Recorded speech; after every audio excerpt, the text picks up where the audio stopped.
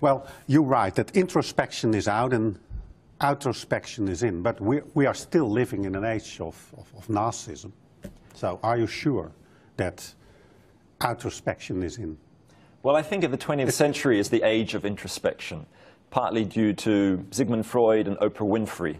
We were told that the best way to understand who we are is to look inside ourselves, gaze at your own navel, self-reflection. And I believe that self-reflection is important, but we've gone too far towards looking inside ourselves. But what do you mean by too far? I mean, I think that a lot of people think that they're going to find the answers to their life by sitting under a tree and contemplating then, you know, their inner souls. And that matters, but I think we also discover who we are and how to live by stepping outside ourselves and discovering the lives of other people and other cultures, like that homeless man, Alan Human, I spoke to. Mm-hmm. I created a new friendship, and it also challenged my prejudices. So I think empathy is the ultimate art form for creating a new age of outrospection. We discover ourselves by stepping outside ourselves. And yes, you're right, narcissism is on the rise. The more Facebook interactions you have, the more narcissistic you're likely to be. But at the same time, more and more people are recognizing that human beings were not born to be alone. You know, I'm sure you know the great Dutch primatologist Frans de Waal, who's written that empathy is part of who we are. We are homo empathicus. 98% of us have the ability to empathize wide into our brains. It makes sense to nurture this side of who we are. There's another scientist who wrote about that too, Kropotkin, the Russian anarchist. Absolutely. It's long ago. How long ago did he write a book on empathy? He wrote a book called Mutual Aid. That's it, yeah. In the 1890s. It was finally published in one volume in 1901. And Kropotkin was arguing with ideas that came out of Darwinism. That old idea... Survival of the fittest. Survival of the fittest. This piece of ridiculous propaganda we've had for 3 centuries, that human beings are essentially self-interested. You call it propaganda? Absolutely. It's a great idea.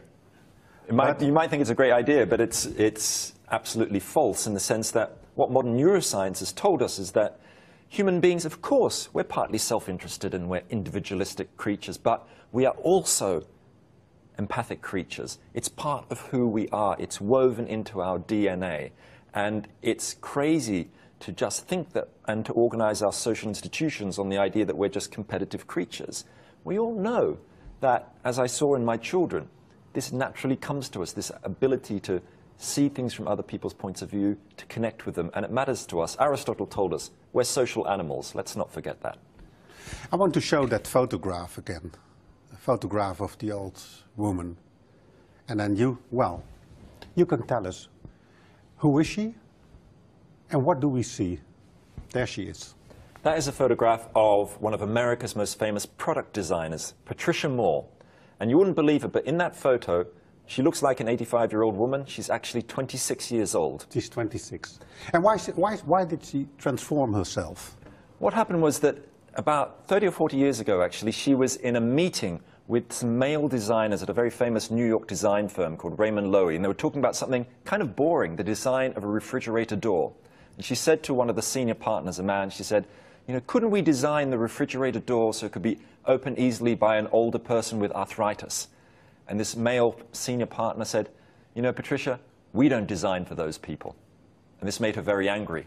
So she decided to conduct one of the great empathy experiments of the last century. She hired a Hollywood makeup designer, an artist, to turn her into an 85-year-old woman with wrinkly face, with glasses so she couldn't see properly. She bound up her arms and legs with bandages so she was like an arthritic woman. And she went onto the streets of America for 3 years, visiting over 100 cities, finding out what's it like trying to open the doors of department stores, go up and down subway stairs, to try and use a potato peeler. And what happened? What did she learn? Yeah, okay, what happened? Well, she invented some of the most everyday but extraordinary inventions that we all have. If you open the kitchen drawer at home, you'll find one of those thick rubber-handled potato peelers or can openers. She invented that. It's called the OXO Good Grip. It's for someone with arthritis. They can pick it up easily. Look at this glass. She invented the idea of universal design, the idea that every object should be designed so it can be used by a 5-year-old or an 85-year-old. Now this is common, but what it shows is that putting yourself in someone else's position sparks our creative minds and makes a social difference.